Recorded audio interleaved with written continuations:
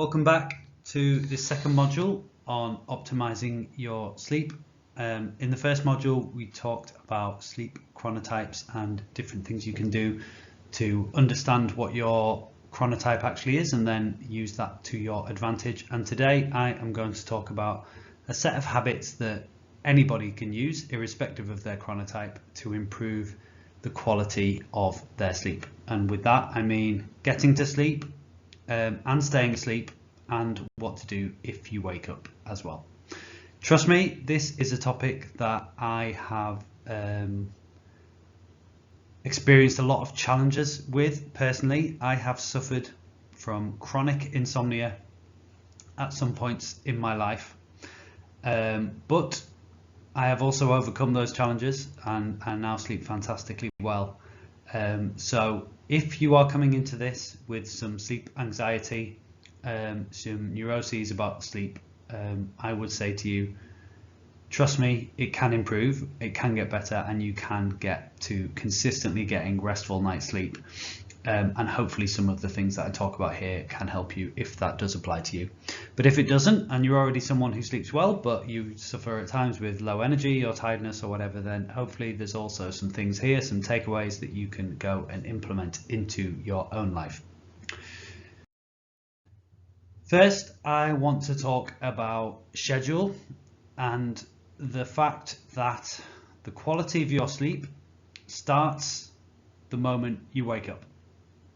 By that I mean, if your wake up time each day is all over the place, if you're waking up at 6 a.m. one day, 8 a.m. the next day, then 6 a.m., then 9 a.m., then 11 a.m., your body clock has no chance to stabilize, and therefore the quality of your sleep will suffer.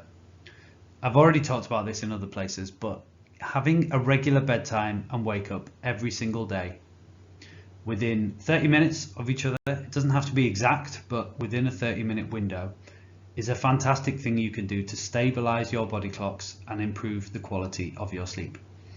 And yes, at weekends, it's fine to sleep in later, but even then I would say sleeping in no more than an hour later than you usually would is a great thing to aim for.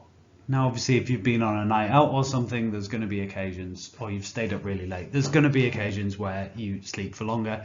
That is totally fine, but they should be the exception, not the rule. And if you are finding that you are waking up consistently at a time in the morning during the week by your alarm, but then at the weekend you're sleeping in for 3 or more hours more on a Saturday and Sunday morning, then that should tell you that you are chronically underslept and you need to do something about that. And it may be that you're not sleeping enough, or it may be that the quality of your sleep needs work.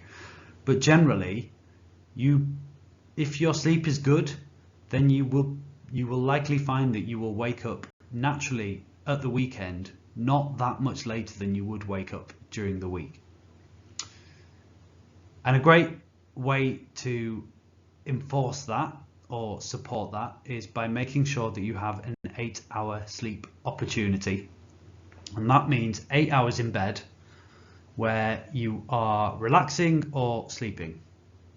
So reading is fine, looking at your phone is not fine, but generally having a bedtime and a wake up and a target that allows for 8 hours in bed will enable you, or should enable you, to get at least 7 hours sleep, which is what we're aiming for here.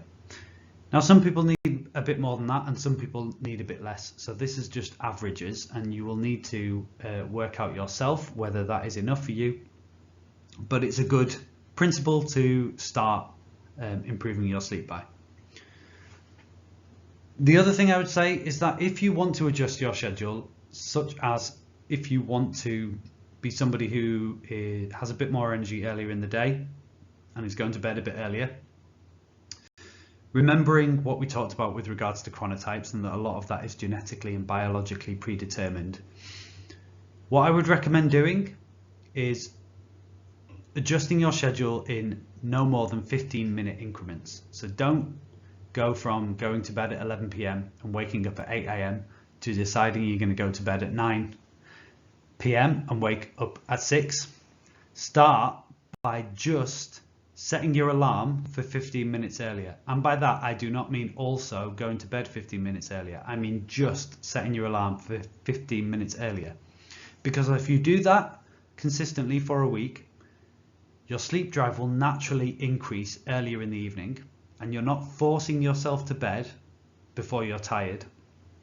So just setting your alarm, taking that example of someone who goes to bed at 11, wakes up at 8, set your alarm for 7:45, still go to bed at 11, naturally you will find that you will want to go to bed earlier.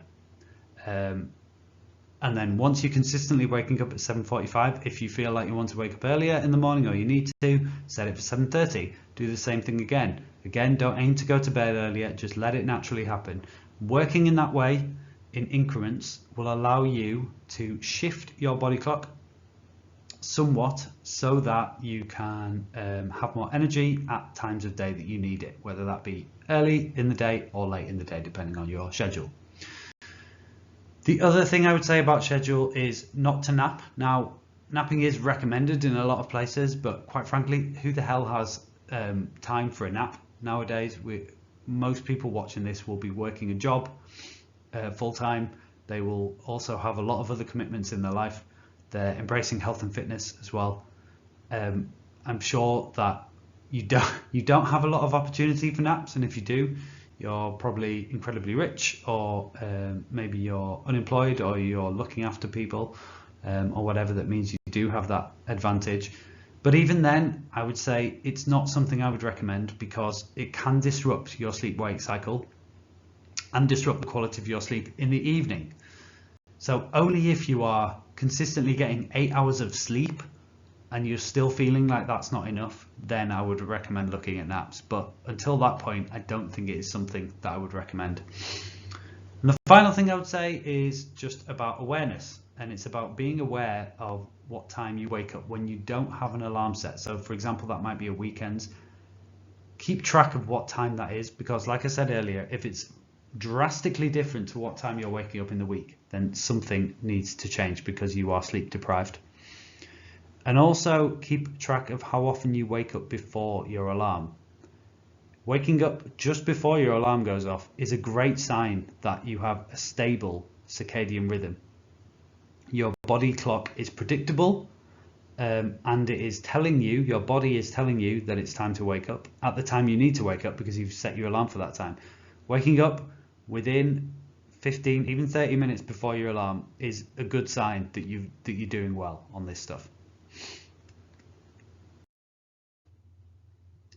Next, I want to talk about light, both in the morning and in the evening. And the first thing I would recommend is, as soon as you wake up, as soon as possible after you wake up, you need to be getting bright light. Now that's easy in the summertime in the UK, because it's bright early in the day, and it doesn't have to be that bright. It doesn't have to be super bright sunlight. Just getting outside, looking at sunlight through glass doesn't work as effectively, but getting outside just for a little bit of time while the sun's up is a great way to just signal to your body that it is time to wake up, it's time to be alert. Obviously it's more difficult in the winter, especially when the clocks go back at the end of October and it's dark all the bloody time. I would highly recommend looking to invest in a very bright light, like a SAD light, seasonal affective disorder light, and then when you wake up in the morning, just blasting that in the room you're in. So for example, in the first hour of the day, I'm usually in the kitchen at home, and I have my light set up there so that when I wake up in the morning, I put that on. It is in fairly close proximity to my eyes, and that really helps stabilize your body clocks, to the point where I was recently waking up about 5 a.m, which is earlier than I want to wake up, an hour before my alarm. And I was absent-mindedly going downstairs and putting the bright light on while I did my morning routine. And then I realized, as I continued to wake up at 5 a.m, that I was cementing 5 a.m. as the time that I wanted to wake up, because I was putting bright light into my eyes. Once I realized that, I stopped doing it and started only doing that after 6 a.m. And true enough, my body clock has reset to 6 a.m. where now I'm waking up naturally, usually at about 6 a.m. So that's just to illustrate the effectiveness that light therapy can have. And getting active, getting outside and being active while it's light, especially in winter, is also really important. And that can just be something like a walk outside for 15 minutes at least in the middle of the day, after lunch, for example, so that you're getting bright light into your eyes. And it doesn't have to be super bright, like I said, it just has to be light, natural light. And then the converse of those recommendations is to limit bright light in the evenings, and limit blue light emitted from screens in the evening. So TV is fine, everyone likes to watch a bit of TV in the evenings, but I would highly recommend not working late into the evening on your laptop. I would recommend not looking at your phone for a long time in the evenings as well. And if you are, then use the blue light dimmers that exist on pretty much every device now that turn the light on the screens more orange and less blue, because that can help as well. And just a final tip that is great for families, but really for anyone, is to dim the lights at home in the evening. So in the morning, having your lights on, bright lights on in the day is good because you want to bring alertness, you want to bring awakeness to the house. In the evening, consider some mellower lamps, switching off the main lights in the room, because you will naturally find that it calms you down, it calms other people down, and that is obviously really helpful when it comes to relaxing, unwinding and getting to sleep. Next, I am going to talk about two things, diet and routine. So when it comes to both of these, really, stabilizing the times at which you eat is a fantastic thing you can do. So if you eat 3 meals a day, eating at 8 a.m, 12 p.m, 6 p.m, for example, and doing that consistently is great because, again, that will stabilize your circadian rhythms and your body clock. And I would recommend not eating and not drinking late into the evening. Ideally, you want to be stopping eating at least 2 hours before bed, or at least 2 hours before sleep, so that you're giving your body time to digest your food rather than going to bed too full, where your body is then still working rather than relaxing because it's still digesting your evening meal. There is some evidence that having starchy carbs in your evening meal can help, especially medium to high glycemic index carbs. There was some research done at the University of Sydney where they took 12 healthy men and fed them different meals which all included rice at different times before bed, jasmine rice and long grain rice, jasmine rice being higher on the glycemic index and long grain rice being lower and slower to digest and slower to raise blood sugar. But actually the jasmine rice meals meant that the men fell asleep in half the time than when they were served long grain rice. Now, it's only a small study with a small sample of 12 people, but it does potentially suggest that some starchy carbs in your evening meal can help. And the researchers speculated that it was because it increased serotonin and tryptophan, which are sleep drive hormones, especially tryptophan. So if you have a carb target in your macros, this is something I do regularly actually, I would suggest biasing those to the evening. Might be a smart move because it could help you sleep, and also this is just personal anecdote, but carbs during the day can make me feel a bit sluggish, low on energy after lunch, which I am anyway as someone with a lion sleep chronotype. But just having them in the evening, so some with my evening meal and then a banana or something with my evening treat or evening pudding, I do think helps me sleep, and the same could be true for you. The next thing I would say is not having caffeine after midday. Now, coffee culture means that people are drinking caffeine, highly caffeinated beverages well into the afternoon. And even if you don't think that is disrupting your sleep, it probably is. So just experimenting with not having caffeine after midday is a great thing you can do. And again, if this is something that you think you can't possibly do because you'll be low on energy, That again suggests there is a deeper lying problem about how much sleep and the quality of sleep you're getting that hopefully tips in this course can help to address. Regular intense exercise through the week is obviously a great thing you can do, and you are hopefully already doing as being part of being on this program, so I'm not going to dwell on that. Next, having a wind down routine, not only for yourself but for everyone else in your house from about an hour before bed. I've already talked about dimming the lights, getting off social media and off your phones, having relaxing activities you can do with others in your life, not watching crazy action films or horror films or really high octane, high adrenaline games within an hour before bedtime. Like, I will let my boys play fight and mess around and play and do all of the high energy daft games that they enjoy doing in the evening until about 7 o'clock, and then I tell them that it's time to calm down, it's time to chill out. I don't tell them to chill the F out, but you could do. I tell them it's time to calm down, and then we all chill a bit more, watch a bit of TV together, and then I read with them generally before 10-15 minutes before they go to sleep, and that they sleep really well and I sleep well, so that something like that could help you as well. And finally, if you do wake up at night, one of the worst things you can do is to turn bright lights on all over your house or look at your phone.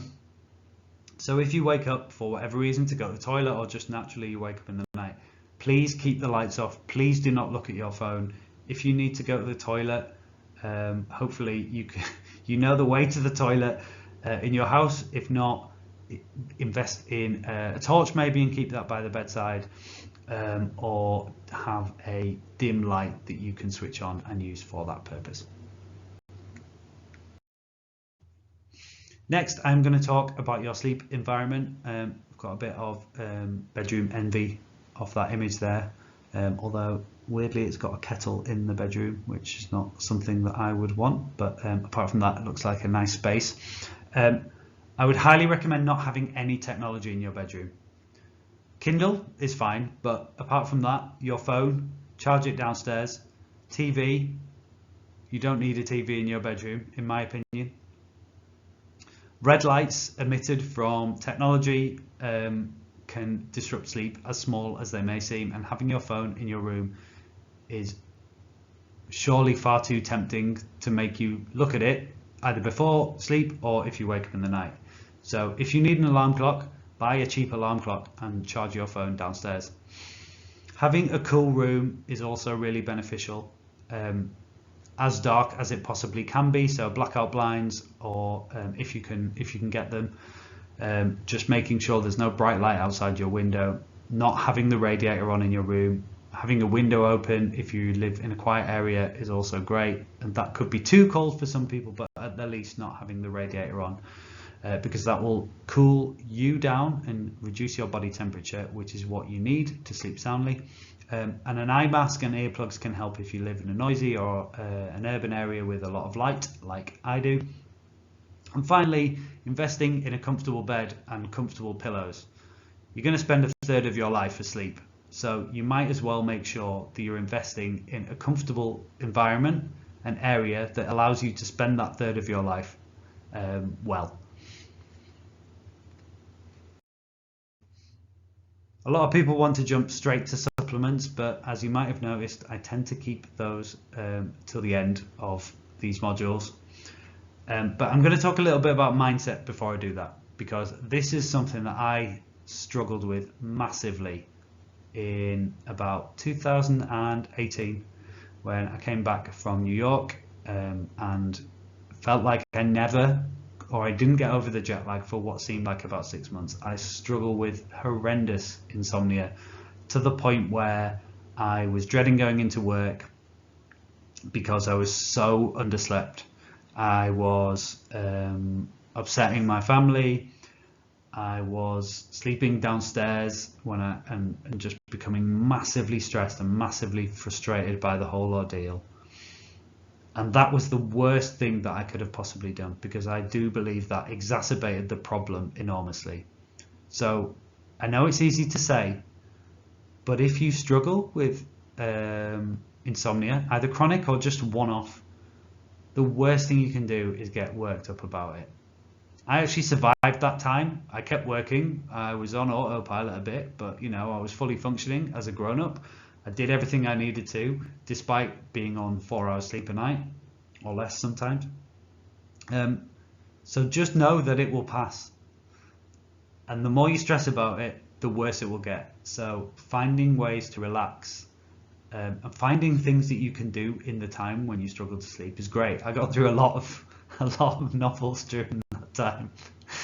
And if you find that you're struggling to sleep one night, just go do something relaxing. Reading with a dim light is a great thing you can do in another room if you are sleeping in the room with somebody else.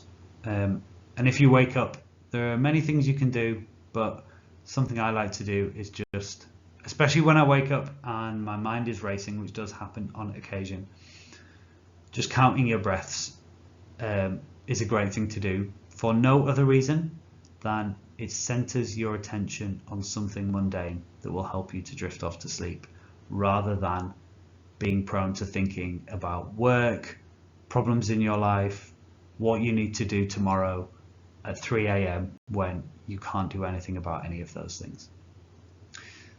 Finally, some supplements that I do use, and one that I've never tried but is well researched and recommended.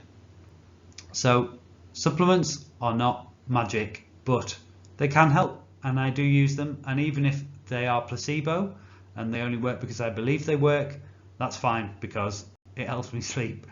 Tryptophan, ZMA, probiotics, and valerian root is basically my sleep stack. I take those every night and I sleep fantastically well. And melatonin is well researched and well proven to help people with getting off to sleep as well. So there are some things there that you may want to research and try yourself. During the supplements module in Nutrition 101 and in the stress relief modules, I talked about some of those supplements there, so I'm not going to repeat myself. If any of those are of interest, then go and have a look at those resources. I hope this has been helpful, guys. As always, anything I missed, anything else you want me to cover, any questions about what I did cover, please just get me in the group or during one of the check-ins or one of the Q&As, and I'm happy to have a chat about it. Take care and sleep well.